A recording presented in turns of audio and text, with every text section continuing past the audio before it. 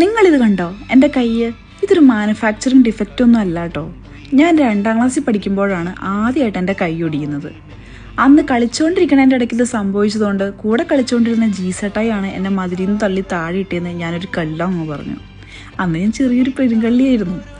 എന്തായാലും അന്ന് ജീസട്ടായിക്ക് മാത്തിച്ചേട്ടൻ്റെ ആലീസേച്ചൻ്റെ കയ്യിൽ നിന്ന് നല്ലോണം കിട്ടിയെന്നാണ് എൻ്റെ ഒരു ഓർമ്മ. ആ കാലയളവിൽ ഞാൻ വലിയൊരു മരം കയറിയായിരുന്നതുകൊണ്ട് വീണ്ടും വീണ്ടും എനിക്കത് കയറാൻ പറ്റും എന്നൊരു വിശ്വാസം എനിക്കുണ്ടായിരുന്നു. അതിൻ്റെ പുറത്ത് കഴിഞ്ഞ വർഷം ഞാനൊന്ന് ടെറസിൻ്റെ മുകളിൽ വലിഞ്ഞു കയറാൻ നോക്കിയതാണ്, മുളകുണക്കാനായിട്ടേ ഒരു മഴക്കാലത്ത്. അവിടെ നിന്ന് അങ്ങനെയേ വീണ്ടും ആ കയ്യൊന്ന് ഒടിക്കും.